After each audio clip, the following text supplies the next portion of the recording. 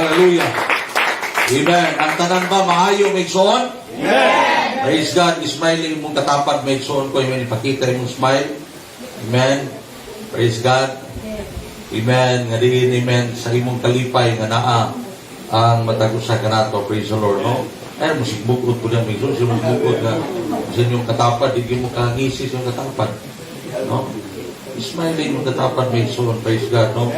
Kay ang nindot nga tambal sa kasing-kasing ang pagnisip. Amen. Ayaw na po pagkatagan nisip. Praise the Lord. Praise the Lord. Praise God. O gining kamuntagon may igsoon. Praise God. Hallelujah. Dihangyo ko kamo sa pagtindog pag-usap. Amen. Atong tahuron ang pulong sa Diyos. Na atong pagbasahon din sa Amen. Praise God. 2 Peter chapter 1 verse 4. Kung lang basahon sa English, gibasa na sa atong scripture reader ganyan sa Bisaya, dunay butang na akong pagakwaon. Amen. Para sa atong subject nga pagahisgutan may igsoon ko. Ingon dinhi, whereby are given unto us exceeding great and precious promises. Igna may igsoon ko imong katapad, great and precious promises. Ato ba ka? Oh. Kanang exceeding, grabe na nakadako. Amen. Gidugtungan pa o greatness nilabaw o kadako. No? O mauni ang paghulagway sa mga saad sa Diyos. Yes. That by this, ye might be partakers of the divine nature, having escaped the corruption that is in the world through lust. 2 Corinthians 7 verse 1, having therefore these promises, dearly beloved, let us cleanse ourselves from all filthiness of the flesh and spirit, perfecting the holiness in the sight of God. Basahin na ko bigsoon, amen, sa Bisaya, ang ikaduha natong text. Ingon nini, sanglit, nakabaton man kita niining maong mga saan, mga hinigugma, hiluan ta ang atong kaugalingon sa tanang kahugaw. Asa na kahugaw? Sa lawas o sa espiritu. O hingpiton ta ang pagkabalaan diha sa atong pagkahadlok sa Dios. Amen. Amahan mo nga balaan Dios nga gamhanan sa katanan. Salamat kayo sa imong buhing pulong na maghatag kinabuhi sa among pagtuod diha kanimo. Panalangini ang tanang mamati Ginoong Hesus. Tabangi imong alagad nga magawali o panalangini Ginoo. In Jesus name. Ang tanan yun, amen. Amen. Na manuhay mong katapad, o igna siya nga mamati gitag mayo. Praise the Lord. Amen. Praise God. Magaling ko na mo migsoon. Praise God. Hallelujah. Amen. Maganumana kung migsoon. Praise God. Sa subject na nagayon, receiving or receiver of His promises and partakers of His divine nature. Receiver of His promises and partakers of His divine nature. Sa diha nga kita giluwas sa Diyos, we are the receiver of His promises. Amen. Tungod kay sa diha nga kita may desisyon, nga kita mo dawat sa Ginoo diha sa bautismo sa iyang pangalan. Ingon ang pulong sa Dios sa Juan 1:12. No? Nga alang sa tanang, tama ba? O 12:1? Nabaliktad? 12:1, nabaliktad eh. alang sa tanang midawat o mituo o midawat sa iyang pangalan, sila gihatagan og authority. Kangahom. Amen. Nga ikaw mahimong anak sa Dios. O kung kita mahimong anak, then we will receive all the promises of our Heavenly Father na iyang isulti sa iyang mga pulong nga kita maison ko, amen, maga-enjoy ni ining tanan. Diba? Amen.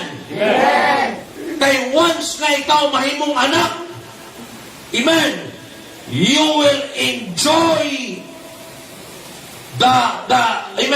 the wealthy or the blessings or amen, the inheritance, amen, sa imong amahan. Praise God. O nasayon ta nga ang atong Dios dato kayo. No? Diba sa amen? Muna make sure ko ang Kristohanon dili dapat magpaluiluoy. Kana bitaw imong i-portrait imong kagalingon nga makaluluoy ka, no. Because kung imong i-portrait imong kinabuhi nga makaluluoy ka, then you insult your God. Imong gipakaulawan ang Dios. Ang Dios nato di makaluluoy. Kag iya sa tanang mga butang. Kung kita iyang mga anak, then atong ipakita ang atong kaugalingon nga kita mo'y usa ka katawhan nga gipanalanginan sa atong Ginoo. Dili man ta mga kwatahan o amen, ginatawag nga literally. Apan, amen, praise God, hallelujah. Kita may son kong gipuno sa Dios sa tanan natong mga pagpanginahanglan.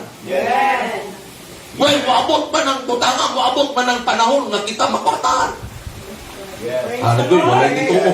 Ako na din makwatahan na ni. Ako na yun. Diba siya, praise the Lord? Maabot na yun ang panahon na kitang tanan makwatahan. Praise God. Magulat lang ta sa tamang panahon o proseso sa Ginoo. Kay ingon nga ang atong Dios mo'y tag-iya sa tanang mga butang.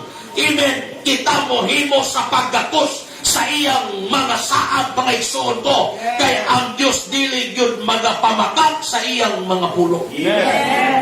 No? Oh, yan. Bartahan pa sunod niya. Ganun man lagi nga, kanang uban lagi nga, wala ganda ng alagad nga, mas nindot pa maghintang na to. No? Wala pa mo nang utana, na? Kung kanang wala nang alagad, may igsoon ko, nagkakutsi ka mo, naglakaw ra. Nga usahay mo, agi mo may igsoon ko, kanang tubigan, pasiritan pa mo to. Atong iaging adlaw, may igsoon ko, tilagutan ako. Kay gabanaw ng diha sa may Davao Light, taas kayo ng taas man lumang ang tubig na, murag halos tagatuhod buro, akong pamati.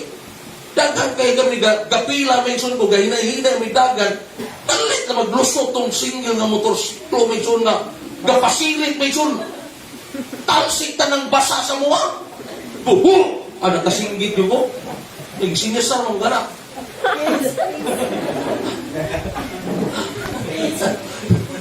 No? Praise God. Amen. Usay may sundo, praise God. Doon ay mga butang nga ang Kristohanon magkakamutana ka. No? Pero praise God, hallelujah, nasayod kita may sundo nga ang panalangin o ang grasya, amen, o ang pabor sa Diyos wala lamang nasukat o wala lamang, amen, praise God, gigibasi sa mga butang mga isunto nga material. Amen. Kay sumala sa Biblia, mas bulahan pa ang walay nabatunan nga kabtangan iining kalibutana apan imong nabatunan si Kristo. Oh, ingon ng Biblia, bisan pag maangkon nimo ang tanang butang sa kalibutan, laktod pagasulti ikaw ang pinakadato, pero wala diha kanimo si Kristo, walay pulos ang tanan. Laktod pagkasulti may ko, ang tinuod nga kayamanan sa kinabuhi, ang tinuod nga kanunahan sa kinabuhi, dili ng daghan kag kwarta, dili ng nindot kag sakyanan, dili ng nindot kag balay, kundi si Kristo nga nagapuyo sa imong kasingkatin. Kaysa diyan si Kristo anaa kanimo, ang tanang butang igadugang diha kanimo. Kinsa ba sa mga apostoles nga mga dato? Inyo bang mapanganlan? Si Pedro mangingis na. Si Andres mangingis na. Si Lucas medyo arang-arang kay mananambal. Si Mateo medyo arang-arang kay medyo naa sa pabuhisan. Si Pablo medyo arangan yun kay abogado man siya. O naa siya sa ginatawag na membro sa Sanhedrin. Praise God. No? Apan sa kadaghan sa nangalagad sa Ginoo. Mura ingon ang balang kasulatan ni Pablo, kay gipili sa Dios ang ginapakaubos kining kalibutana aron pakaulawan kadtong ana sa itaas. Gipili sa Dios ang ipakabuang ning kalibutana aron pakaulawan kadtong mga magdialamon. Praise God. Muna may sun ko, amen, ato nga kanunay tuuhan ang pulong sa Dios nga din aduna kitay amahan nga diin, praise God, nagahimo sa pagsaad kanato sa daghan kaayong mga saad nga kung ato lamang tuuhan og atong pagabatunan, amen, mao kini may suon ko padayon nga magasapwang kanato sa panahon sa kaluyahon, sa panahon sa discouragement, sa panahon sa kalaay, sa panahon na ikaw mawatan ng paglaon. Baunin mga sapwang kanimo nga ang Diyos na atong yalagaran. Ano na yung plano nga nindot para kanato. And you are and we are the receiver of the promises of God. Praise God. Pipila lang. No? Amen. Pero karon may sun ko daghan na kayong nangalagad sa Ginoo nga gibless na sa Dios. Abi niyo may suon, amen, sa sinugdanan sa United Pentecostal Church. Grabe kalisod ang unang mga Kristiyano. Gani naabutan pa nako ang akong pastor. Amen. Na akong pastor may suon ko bukaon og lutya, pamahaw, maniud og lutya, manihap og lutya. Oh. Ingon akong pastor may suon nga murag matas na siya. Praise God. Kita ko sa pastor sa na may suon nga mao gikaon. No? Kita may suon nga halos nga, amen, panit na lang may nagulit sa buko. Apan, praise God, medyo naana sa ginatawag na, amen, harvest, amen, time, amen, niining kapanahunan, kay dili na parihan yun sa una ang pagsugod sa ministry. No? O sa ato pong sitwasyon karon, lahi ra ang sitwasyon sa una nga atong nahibalan og namatay. Praise God. Latod pagasulti may suon ko, kung ato lamang balansihon may suon ang atong kinabuhi diha sa pag-alagad, hinay-hinay na nagibuhat sa Ginoo. Amen. Ang iyang mga saad sa atong kinabuhi. Amen. Hinay-hinay na nagituman sa Ginoo. Kay kung magpabilin lamang ta may suon ko, amen,